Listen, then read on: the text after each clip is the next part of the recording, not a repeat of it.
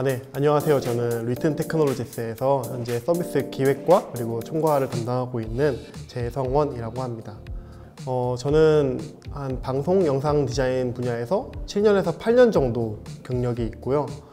직전에는 SBS에서 스포츠국 디자인 방송 감독으로 재직을 했었습니다. 그렇게 하다가 이제 창업을 하게 돼서 지금 리튼 테크놀로지스라는 회사를 만들고 활동하고 있습니다. 리튼 테크놀로지스는 사람과 AI가 함께 글을 쓰는 솔루션을 개발하는 인공지능 회사이고요. 작년 4월에 이제 제가 공동 창업을 하게 됐고 지금까지 누적 투자 금액은 한 40억 정도 됩니다. 제가 리튼 테크놀로지스에서 하는 일은 프로덕트 오너라는 이름으로 활동하고 있는데요. 프로덕트 오너는 저희 회사가 만드는 서비스가 목표한 일정과 결과에 도달할 수 있도록 책임지고 총괄하는 자리라고 생각해 주시면 될 것 같습니다. 우선 저희 회사에서 운영하고 있는 서비스는 두 가지가 있는데요. 이 리튼 트레이닝 같은 경우는 내가 어떤 글을 쓰고자 하는 주제를 입력을 하면은 AI가 거기에 맞게 질문을 던져주고 이건 이렇게 생각해 보는 게 어때? 요거는 한번 이렇게 생각해 보자. 이런 식으로 AI가 마치 사람과 같은 질문을 계속 던져주고, 그리고 내가 쓰고 있는 글을 이해하고 거기에 알맞는 자료들을 알아서 엄선해서 추천을 해주는 서비스입니다. 그리고 마케팅 문구나 블로그 글 같은 좀 더 전문적인 글을 써주는 서비스인 리튼이 있습니다. 리튼 같은 경우는 되게 짧은 키워드만 입력을 해도 내가 원하는 목적의 글을 알아서 찰떡같이 알아듣고 문장으로 완성을 해줘요. 이걸 남들에게 내가 만든 걸 보여주려면 객관성이 중요하다고 생각하거든요. 왜냐하면 내가 만든 거에 너무 심취해 있으면 남들이 뭐라고 하든 신경 안 쓰고 내가 만든 게 무조건 최고야 이러면서 되게 거기에 빠져가지고 발전하지 못했을 것 같은데, 저는 어릴 때부터 그런 걸 되게 경계했어요. 약간 내가 만든 거를 누군가한테 보여줄 때 그게 설령 쓴소리고 되게 듣기 싫은 얘기일지라도 내가 이걸 수용을 해야 내가 좀 더 이 분야에서 더 큰 사람이 되겠구나를 제가 이미 인지하고 있었어가지고 그런 자기관화를 하려고 되게 노력을 많이 했었거든요. 근데 그게 지금 생각을 해보면 그게 비단 영상 분야뿐만 아니라 사업 전반에 있어서 되게 중요한 요소라는 걸 요즘 많이 배우는 것 같아요.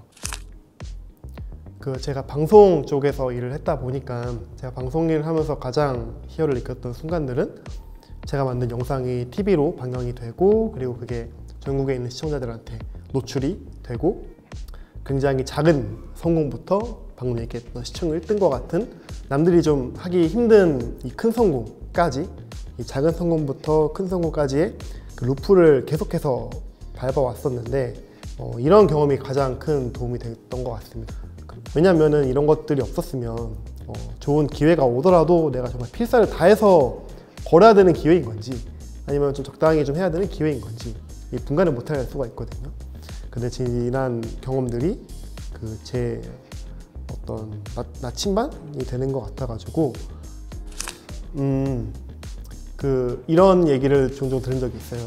대기업은 약간 크루즈선 같은 되게 큰 배이고 되게 잘 갖춰져 있는 크루즈선인데, 스타트업 같은 경우는 되게 작은 목선이라고 생각을 하라고 하시더라고요.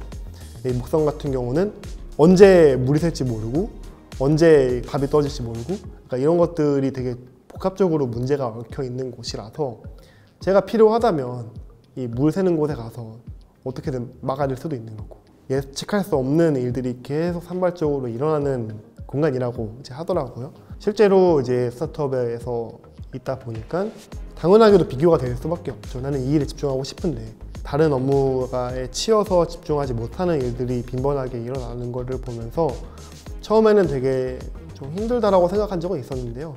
자연스럽게 그냥 받아들이고 인지하고 당연히 내가 해야 될 일이라고 생각하면서 하고 있는 것 같습니다. 우선 저는 이과 전공자가 아니고요.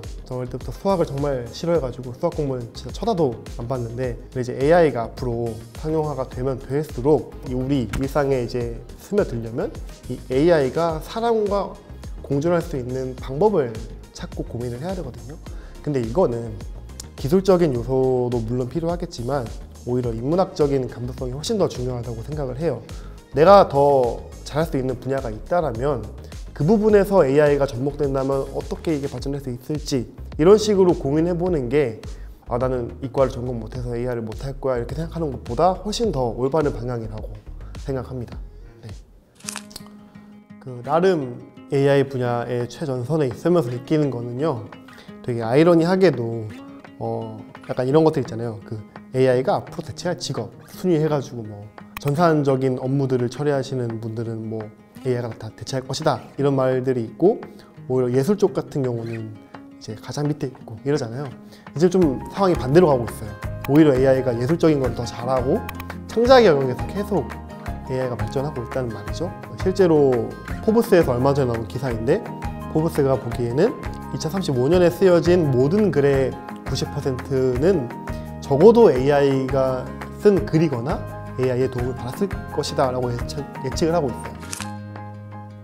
단순히 좀 멋있고 돈 많이 벌 수 있을 것 같고 이런 부분에 큰 매력을 느껴서 스타트업을 생각하시는 분들이라면 좀 다시 한번 진지하게 생각해 봤으면 좋겠고요. 정말 내가 이 세상에서 해결하고자 하는 문제가 무엇인지, 혹은 내가 이 세상에서 바꾸고자 하고 싶은 것이 무엇인지를 진지하게 고민해보고 나서 이제 스타트업을 할지 말지를 결정하시는 게 좀 중요할 것 같습니다. 앞에 얘기했던 그런 작은 성공의 루프, 내가 진짜 정말 너무 사소한 거라도 시작부터 끝까지 뭔가 성과를 낼 수 있는 어떤 그런 경험들을 많이 해보지 않으셨더라면 스타트업을 함부로 뭔가 해본다거나 하는 거는 조금 말리고 싶습니다. 하지만 내가 빨리 실패하고 빨리 배우자라는 생각이 있으신다면 스타트업을 해보시는 것도 추천드리는 방법입니다. 감사합니다. 감사합니다. 네.